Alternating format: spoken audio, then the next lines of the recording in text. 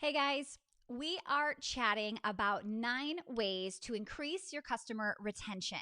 So, most small business owners do this wrong, and I am not blaming or judging because I totally 100% did this too.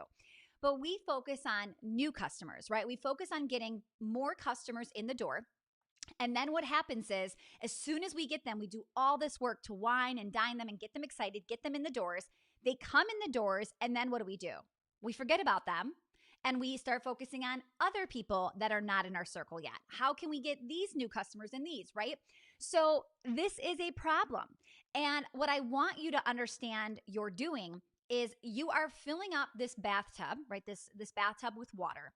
And as you're filling up your bathtub with water, what's happening is your drain is open, okay? Whenever I use that analogy, I really think people start to go, okay, I get what she's saying. I am doing that a little bit, right? You work so incredibly hard to maybe you're paying tons of money, you're giving tons of your time away, you're doing all of the traditional, but then maybe also more modern marketing or paid traffic, things like that, and you're wasting time and money, right? So you've got to close your drain because it's so much more cost effective to retain your current clients than it is to try to find new ones right now. Okay.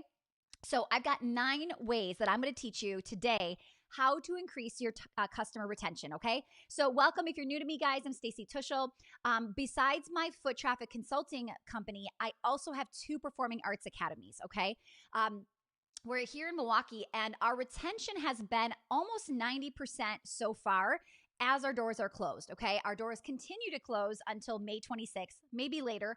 But I want to share with you some things that are working, whether it's now in the coronavirus or before then. Okay. A lot of these things I'm going to share, we've always been doing this. Okay. We're just stepping it up when we hit times like this. Okay. So, number 1, show how hard you are working. A lot of people don't see the behind the scenes. They only see whether it's your physical location, your website, your social media.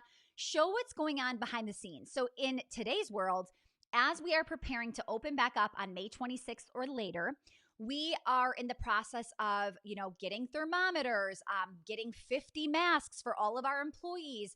Our staff is working on like taping the floors in our building for areas where you're supposed to be standing and how far away you should be apart from each other because these are children and they're not going to know. So having like shapes and tape and all of that is going to be helpful. So instead of what most people do is they do all of that work, they take 30 days or however long it's going to take them, and then their customers walk in their virtual or physical door and they see the finished product, but they don't see what you've done to get there or how much work you're putting into it. One of the things that I kept hearing over and over and over again when we were doing our Easter Bunny event was our parents kept saying to us, we can tell how hard you're working, right? And I think part of it is because we show the behind the scenes. We show the setup, right? We show the prep work. We show the meetings, all of that. So again, as we're taping the floors and getting the thermometers and getting 50 masks ordered, these are things that we're going to be sharing on social media. Show the behind the scenes, not just the finished product. They will understand more how much energy and attention you are giving them. Okay. So that's number 1. Number 2, hi guys, thanks for joining. Lots of familiar faces from day to day, so I appreciate you coming back. So number 2, extra special touches. So at the studio, one of the things we've always done, or last for at least many years, is we give out the children these birthday sundaes. So they're in a little sundae plastic container, and inside there's little candy and treats and a pencil and a sucker and all of this stuff, okay? And they get it for their birthday. They can come up anytime that is the month of their birthday, come to the desk, and we'll hand deliver it to them right there. So now, all of a sudden, we've been closed since March 15th or 16th, I think, and these children are not getting these birthday sundaes. Now, some of them could have been looking forward to it knowing their birthday was next week, right? And for a child, you have to think about your customer. So we're thinking, well, we'll just make sure we give everybody their birthday sundae when they get back in the studio. And instead, my team took it one step further, and they are delivering these birthday sundaes, like driving to their houses, putting them on the front porch, ringing the doorbell, and like walking away waving, okay? We are making these kids' day by having this little birthday treat during coronavirus on their porch, okay? These are extra special touches that we don't tell, we're not talking about, right? They're just all of a sudden it's there. And people are like they're more loyal, or they feel more grateful. They feel more appreciative, right? Appreciated. They feel like you're appreciating them by doing these little things. It will absolutely spike your retention. Okay. So start to ask yourself, like, what are ways we could do this? A lot of companies have little birthday rewards. All these restaurants, like they ask you your birthday month and then they send you a coupon, or Starbucks, like a free drink, whatever that is. What could you be celebrating? Okay. So that's just one of the ways that we do that. Number 3, consistent communication. And again, this is all the time. This is not just during coronavirus. Consistent communication and a plan, sharing your vision, right? I keep saying that to you guys.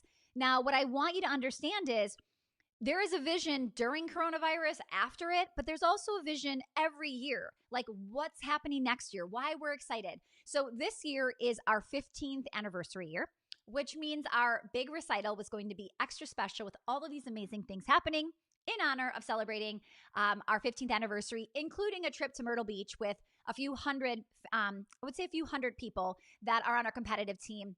We were going to a competition. We were going to be celebrating on the beach one day. All of that is completely canceled because of what is going on, right? So again, we've just taken away something that everybody was looking forward to. Okay.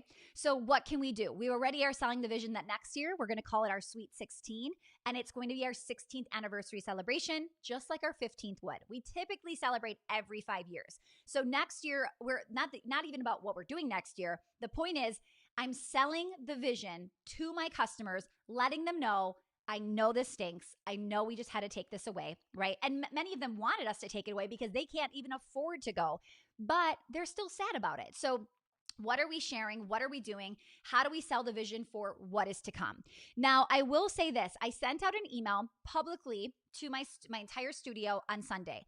I've been doing little emails with a video. We've realized that people are not reading any emails right now. So they're kind of forcing them to watch and listen to a video versus skimming. We'll send out an email and people reply back to that email asking questions that are in that email. Like, that's how we know no one is reading anything. So we started to do these videos, and we think we're getting a lot better viewing, right? And people are actually listening to them. So as we're doing that, this past Sunday, we got an overwhelming response from email telling us, like, thanking us for giving a plan, sharing a plan. I think a lot of people are nervous to give out strategy, or they're thinking, right? What they think they're going to be up to in June, July, and August. So they're just withholding that information from their customers. But here's the thing, you guys. I would rather share where we think we're heading or what we think we're going to do, and let them know I have backup plans for all of like the things that could come our way. But I want them to still know what I'm thinking. And when I did that, the amount of emails that people said to us, you are the only business locally that is giving us any information like this. Thank you for at least sharing a little bit of what you think is happening. We feel like you actually have a plan, whereas these other businesses, we have no idea. So I think consistent communication is key, and a plan is key. But I also think, again, that is not something we just kicked in because of coronavirus. We've been doing this always, right? That is just how we get people to get excited about next year, returning, retaining them, okay? So number 4, be efficient in your response time. So I can't tell you how many times, like, I just did something today. I did a chat on somebody's website asking for something, and it says like our typical response time is 4 hours, right? So first of all, 4 hours is actually not that bad. Some websites have been 5 days, 3 days, like just crazy. I would say aim for 24 hours or less. And honestly, like that's what we publicly tell people. But my goal is that my customers are being responded to that same workday. The only exception is if you email at like 5 at night or something like that and we're done for the day, then it better be first thing the next morning. I want probably less, ideally within an hour or two, I want my people responding, my team to respond to my customers. But at the same time, I want to make sure that they're feeling heard, that we're taking care of them, that we haven't gone MIA, okay? The gym that I belong to actually has said, we are not checking email, we are not answering the phones. They turned their voicemail off, where when you call, it just makes this weird noise at the end. You guys, I want to be like, who's in charge here and who can I help? That is the worst business move you could possibly make right now. As the owner, I get you can't pay your employees, but as the owner, what are you doing? Why are you not answering the phones and checking emails? Like, there's no excuse for anybody to be closing down your email and your phone when your customers are waiting. I don't see myself going back to that gym. Like, I really don't. From just the way that they've handled this, it just feels very off to me. Okay. So I want you to be as fast as possible. 24 hours is not, it's not good enough anymore. People are expecting pretty immediate. Now, the other day, my friend text messaged me. She goes to my studio and she was like, hey, do you have the link for this thing, for our virtual studio? And I responded, I always feel so bad. I'm like, honestly, I have no idea where to find that or what to do. But I promise you, if you email our support email, they will get back to you really fast. And she responded to me 10 minutes later and said, they already answered my email. Thank you. Okay. I really, really want you to see that fast, immediate, efficient. Like, that is what people are looking for. They want instant gratification. Okay. All right, let me know which ones of these, you guys, you need to be working on, or are there light bulb moments where you're going, ooh, I need to incorporate this, or maybe I'm slacking. Maybe I'm not checking emails fast enough. Let me know. Okay, we're only on number 5. Kind of goes in a theme here with communication. So number 5 is moving forward.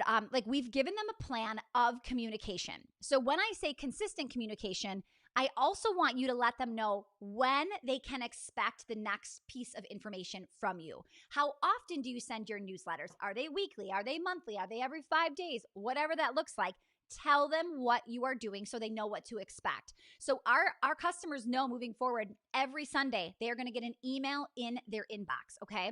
And again, it's like, if they don't see it, then they know to check spam or to look for it or send us a message, versus they just think, oh, they must not have sent anything out today. So I want you to make sure that you have told your people what to expect moving forward, what they can expect of you, when they can expect it, all of those details, okay?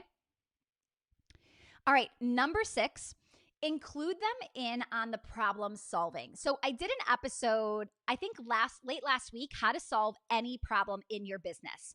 Please go listen to that, okay? But what I want you to see here is, when you run into a problem, ask your customers for their suggestions, right? Especially if they're an irate customer who is like, this is ridiculous, like, this is unacceptable. I love saying to them, do you have a better solution? I just love it. Like, I love it so much, because most of the time they don't. And then they realize, like, they're being unreasonable.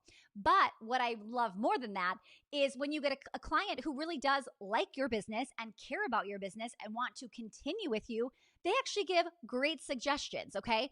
Those are the people we're really listening to. I always remember my husband, he was a police officer for 12 years. And he always said, like, as a police officer, if you want to, like, maybe get out of this ticket or whatever you're trying to do, be nice to the police officer. Like, when you're a jerk, there's no way you are getting out of this. Like, I always think about that whenever I'm like, oh, I don't want to be in this program, or I want to cancel this, or I want to get my money back, or I am not going at the people screaming at them. I am, like, kind and nice and asking, because those are the people want to help, right? So anyway, sorry, I got off on a tangent there. My real point was, include them in the problem solving. Ask them for their suggestions, what they would recommend. You might get amazing ideas. I will tell you, we've been ripping off our customers' ideas left and right. They've been giving us suggestions. And what's nice is they feel really heard and they feel like we're listening. But what we like is, when we go to put out the plan, we feel more confident that they're going to be happy, right? Because not that we just listen to one person or the same person. We want to make sure we're diversifying and that it actually is what the customers are looking for. But it is really nice to be able to hear what they say and then do something similar, okay? I'm not saying give them what they want when it is unreasonable, but you can definitely meet in the middle somewhere, okay? All right, where am I at? Number 7. This is a big one. Take responsibility when you mess up, okay? Mistakes are going to happen. I can't tell you how many mistakes we have made or we continue to make, right? They are going to happen. And I always want you to be able to say to somebody, I'm so sorry, we messed up. Here's what we're going to do to over deliver and make it right, okay? It's okay to mess up, but I think a lot of business owners, they are afraid to admit that they were wrong, that they messed up. that this isn't going to work, that this plan, that they were late, that they didn't show up, that they forgot to put it on their calendar, right? There's so many things. What I want you to do is take responsibility, but then I want you to ask yourself, what can I do to go above and beyond? Which is actually number 8. Under kind of goes along with it. Under promise, over deliver. Okay. So leave some things out. Leave out some bonuses, some extra things you're going to do. Don't tell them everything they're going to get up front. I still want you to have amazing bonuses and a huge offer and a no-brainer offer, but I also want there to be a few secrets down the road where they're just nice surprises, those extra touches that we've been talking about. They're even better when they're unexpected, okay? So please make sure you're giving them everything you've promised, but then make sure to kind of hold back a few cards, right? Let them kind of drip out throughout that time as they are your customers, okay? And then number 9, don't forget about them when you are doing new promotions, new specials. People get very upset, and I learned this one the hard way, like that new member only phrase. People hate that.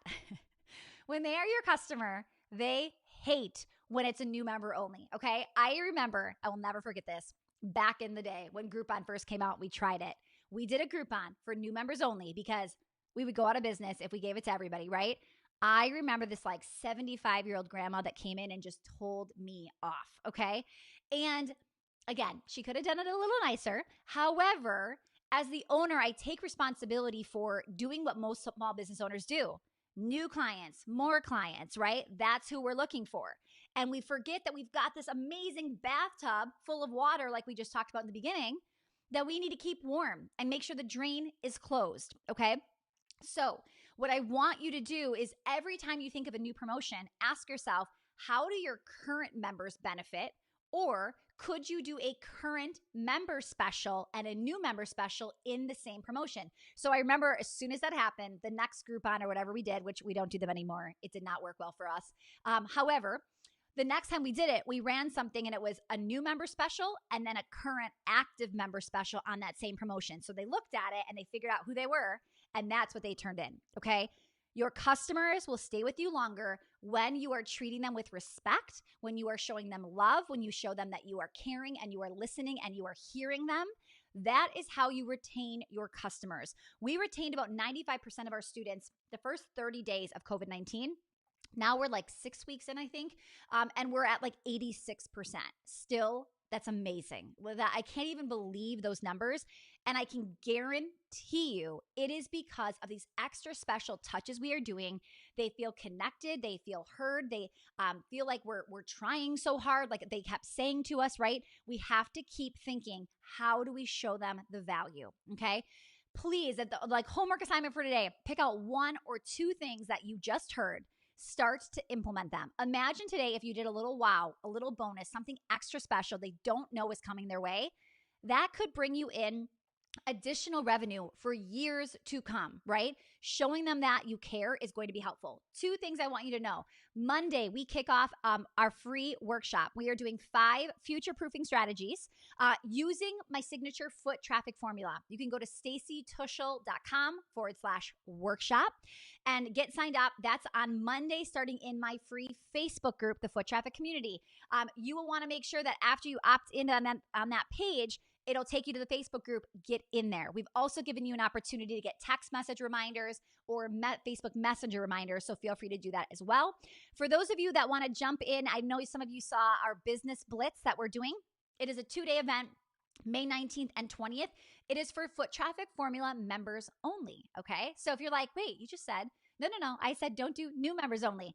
I just gave an incredible opportunity to my current clients, and none of them are complaining about it, right? So if you want to get in on that Business Blitz to drive more traffic, we're talking YouTube, Facebook, Instagram.